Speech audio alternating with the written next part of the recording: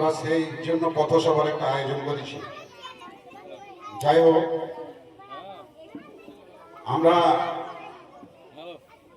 Doctor Aziz সাহেবের উদ্যোগে আমাদের যে পথসভা, এটি কিন্তু খুব মূল্যবান পথসভা। আর কয়দিন পরে কিন্তু আমাদের কাছে আমি আশা করব যে আপনারা সুশৃঙ্খল ভাবে, কাউকে আঘাত দিয়ে নয়, ভালোবাসার দ্বারায় মানুষের পাশে দাঁড়াবেন। আমরা গ্রামের মানুষ, গ্রামে থাকবো।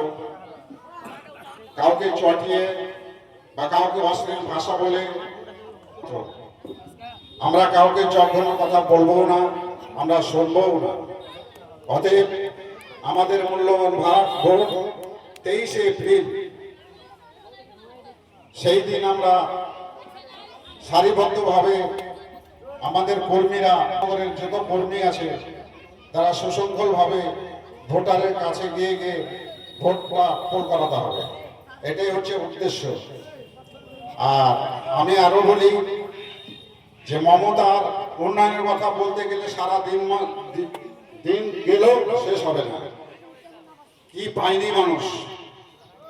রূপশ্রী পেয়েছে, বার্ধক্য ভাতা পেয়েছে, সবুজ সাথী পেয়েছে, রেশন কার্ড যে পেয়েছে। আমি কার্ডের কথায় কয়েকটা কথা বলি। কিছুদিন আগে এই ডিজিটাল কার্ডের আগে মানুষ টাকা দিয়ে 1000, 1500, 2000 একটা কার্ড করার জন্য অন্য মেম্বারের বাড়ি ছুটে বেড়াতো। কোনো কাজ হয়নি, বেছে বেছে কার্ড দেওয়া হয়েছে। কিন্তু মমতা সরকার সেটা করেনি। মমতা সরকার প্রত্যেকটা মানুষকে ভালোবেসে প্রত্যেককে কার্ড দিয়েছে। এবং কার্ডের আমরা সুযোগ সুবিধা গ্রহণ করছি, বর্তমানে পাচ্ছি। তাহলে মমতা কি দেয়নি? কিসের জন্য আমরা অন্য দল করতে যাবো? এটাই আমি চিন্তা করতে পারছি না। মা বোনদের উদ্দেশ্যে বলছি, আপনারা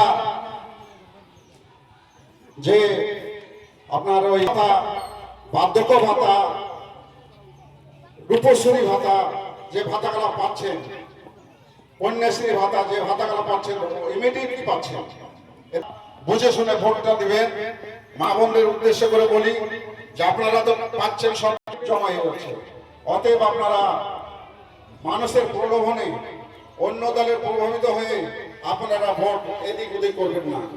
কারণ এই ভোটটি হচ্ছে খুব মূল্যবান। সামনে যে আমাদের দুর্দশা চলছে, এসআইয়ের চলছে, সেই এসআইয়ের পরিপ্রেক্ষিতে আমরা সজাগ থাকতে হবে যে আমাদের কাকে ভোটটা দিলে আমরা সঠিকভাবে বাঁচতে পারি। এই চিন্তা ভাবনা করে আপনারা ভোটটা দিবেন।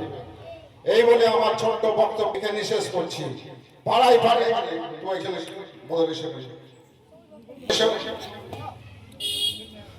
পাড়ায় পাড়ায় জোট বাঁধে তৃণমূলগঞ্জকে ভোট দিন। নদীর ঘাটে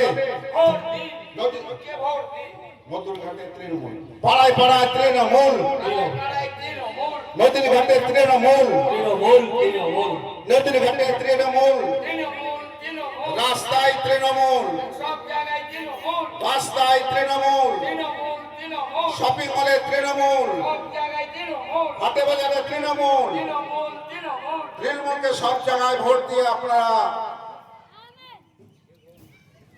ডক্টর আজিজ সাহেবকে জয়যুক্ত করবেন। এই বলে আমার সংক্ষিপ্ত বক্তব্য শেষ করছি। ধন্যবাদ। সম্মানীয় বিশিষ্ট সমাজসেবক, একনিষ্ঠ কর্মী ডক্টর সানাউল্লাহ মহাশয়কে তিনার অতি সংক্ষিপ্তভাবে মূল্যবান বক্তব্য পেশ করার জন্য আমরা মঞ্চে ডেকে নেব সম্মানীয় নাজিবুর রহমানকে, এবং তার পাশাপাশি মঞ্চে ডেকে নেব সামিজুল হক মহাশয়কে।